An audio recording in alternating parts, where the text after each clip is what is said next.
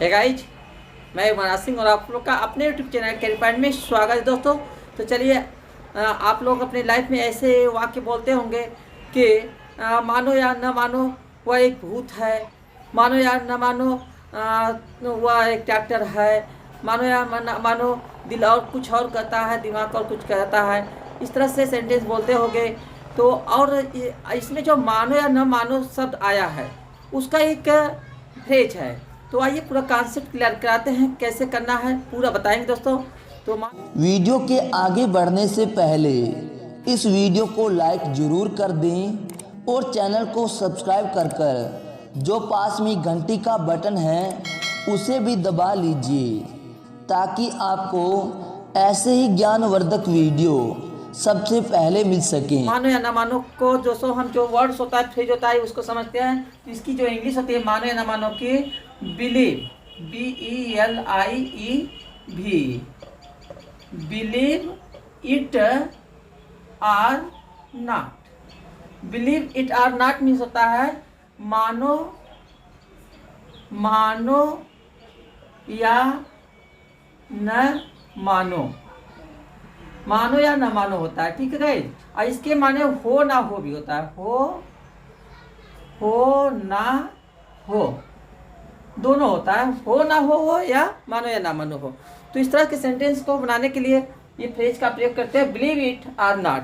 तो इसको believe it को इट हटा के भी आप बोल सकते हो believe, BELIEV, believe or not. ऐसे भी बोल दोगे तब भी चलेगा। तो आइए कुछ एग्जाम्पल लेकर के हम इसको समझते हैं। जैसे कि Believe it or not, it's just me. Believe it or not, I'm walking on it. मानो मानो मानो या न मानो, मानो या न मानो वह शराब का आदि है, ठीक है। मानो या ना मानो वह शराब का आदि है, मतलब उसे शराब की लत लग गई है। तो आदि है या लत लग गई है, उसकी इंग्लिश क्या हो जाती है, एडिक्टेड। तो इसका मानो या ना मानो को पहले हम शुरू में लिख लेंगे। तो आइए इसका जो स्ट्रक्चर बनता है क्या लिखेंगे। तो इसके लिए दोस्तों स्ट्रक्चर हमारा बनता है, पहले स्ट्रक्चर समझ लेते हैं। स्ट्रक्चर होता है इसका कि पहले हम बिलीव लिख लेंगे, बिलीव इट आर नॉट लिख के कामा लगाएंगे, फिर आपका सेंटेंस लिख देंगे बाद में। सेंटेंस फुल सेंटेंस आप लिख दीजिए इसका, बिलीव इट आर नॉट, फिर उसके बाद सेंटेंस। सेंटेंस आपका कोई भी टेंस हो सकता है, चेंज हो सकता है, प्रेजेंट, पास्ट या अफर्मेटिव कोई भी सेंटेंस हो सकता है, उसके अनुसार उसको हम लिखेंगे। तो आइए, जैसे ये हम वाक्य आपका मानो या न मानो हुआ शराब का आदि है, तो इसको पहले लिख लीजिए बिलीव इट आर नॉट, कामा। अब यहाँ से लिखेंगे he is addicted, ADDICTED। Addicted means होता है नशेड़ी या लतिया या शराबी, जो भी हो सकता है। एडिक्टेड मीन्स ये सब होता है। एडिक्टेड ऑफ वाइन, वाइन में शराब, ये हो गया। और जैसे देखते हैं हो ना हो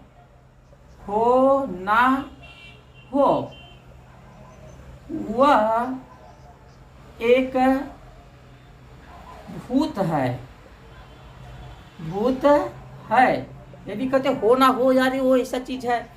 तो इसका क्या हो जाएगा, इसको हम कब बोलते हैं सेंटेंस हो, जब हमें कंफ्यूजन में होता है क्या हो सकता है क्या नहीं, तब ये ऐसे वाक्य हम बोलते हैं। तो ये हो जाएगा बिलीव आर नॉट। इट लगाओ चाहे ना लगाओ चलेगा। Believe or not, comma he is a ghost, GHOST, ghost means भूत। मानो या ना मानो यह वह एक भूत है। और जैसे कहते हो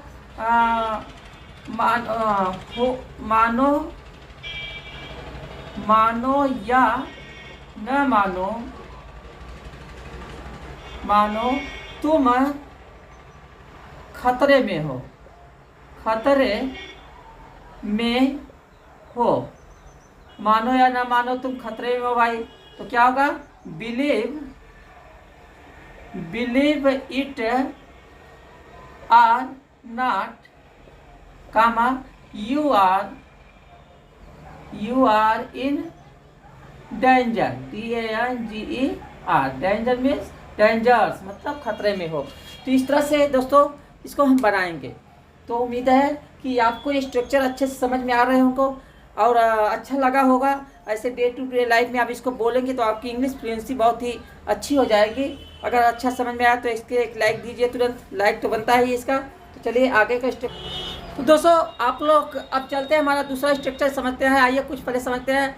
आप लोग अपने डे टू डे लाइफ में ऐसा भी सेंटेंस बोलते होंगे कि दिल कुछ और कहता है, दिमाग कुछ और करता है, तुम करते कुछ और हो, कहते कुछ और हो, वह सोचता कुछ और है, करता कुछ और है। इस तरह से वाक्य बोलते हो। तो आइए इसके फ्रेज को समझते हैं। पहले क्या फ्रेज करेंगे दोस्तों? तो इसके लिए एक फ्रेज है कि something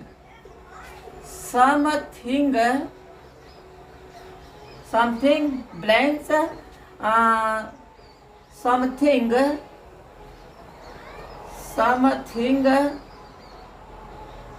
else, ELSE, else means दूसरा होता है। तो इसके लिए हम समथिंग एल्स का प्रयोग करते हैं, मतलब कि कहते, तो इसका मतलब क्या हुआ? कहते कुछ और हो, बोलते कुछ और हो। इस तरह के जो सेंटेंस होते हैं तो कुछ और हो, तो जो आपका होता है कुछ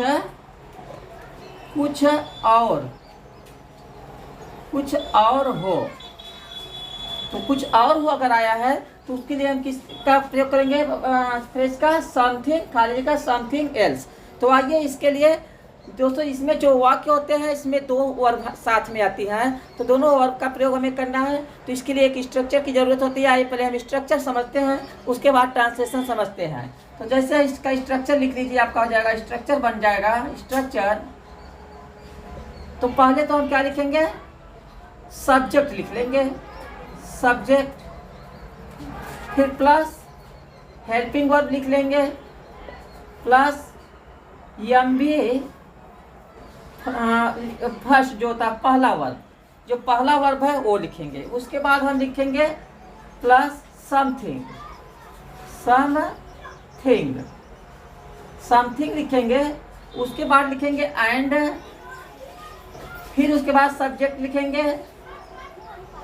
सब्जेक्ट, फिर उसके बाद MB मुख्य क्रिया जो है, दूसरा भाग जो है मुख्य क्रिया, दूसरा जो पार्ट है वो लिखेंगे। टेंस के अनुसार दोनों क्रियाएं जो है मुख्य क्रिया चेंज हो सकती है, उसको अपना ध्यान दे दीजिएगा। तो उसके बाद फिर लिखेंगे समथिंग एल्स,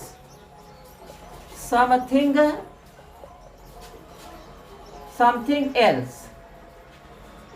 ये हो गया, ये तो स्ट्रक्चर हो गया। अब आइए कुछ एग्जाम्पल से हम क्लियर कराते हैं। जैसे कह दिया कि दिल कुछ और कहता है और दिमाग कुछ और कहता है, तो इसका वाक्य क्या बन जाएगा? द हार्ट से something and the mind says something else. The heart से something and mind says something else. समझ में आ चुका होगा। तो आइए कुछ और देखते हैं एग्जाम्पल ऑफ तुम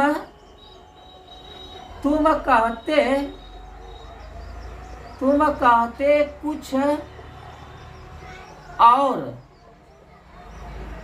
हो और करते कुछ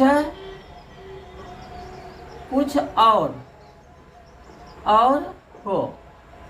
तुम कहते कुछ और हो और करते कुछ और हो, तो क्या हो जाएगा? यू। अब देखिए इसमें पहले सब्जेक्ट यू हो गया। अब इसके बाद टेंस देखिए, तुम कहते कुछ और हो, कहते हो तो आपका प्रेजेंट इंडेफिनिट टेंस हो गया। तो यू से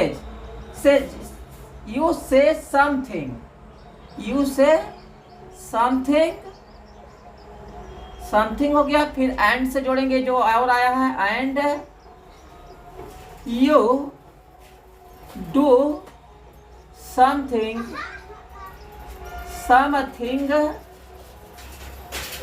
एल्स, एल्स, अंत में फुल स्टॉप लगा दीजिए। तो और आइए एग्जाम्पल देखते हैं। वे लोग सोचते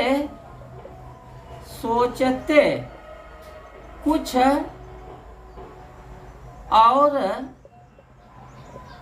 और थे, करते कुछ और, वो लोग सोचते कुछ और थे और करते कुछ और।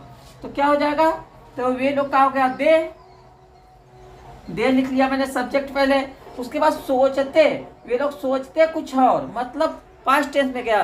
सोचते थे, वे लोग कुछ और सोचते थे और करते कुछ और। तो क्या है? दे थॉट, वो क्रिया दूसरा रूल हो गया। They thought, THOUGHT, they thought something and अब करना क्या होगा? डिड होगा। एंड दे मतलब सब्जेक्ट वही वे यहाँ पर भी लगेगा, जो यहाँ है वही यहाँ पर। एंड दे डिड, डू का दूसरा रूप डिड होता है। डिड समथिंग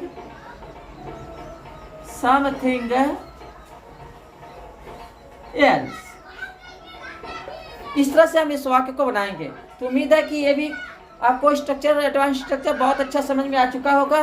तो अब आपको होमवर्क की बारी आती है गाइज। तो आइए होमवर्क आपको देते हैं, उसको आप करके हमें आंसर में कमेंट कीजिएगा, तो मैं समझूंगा कि आपको सब आ गया।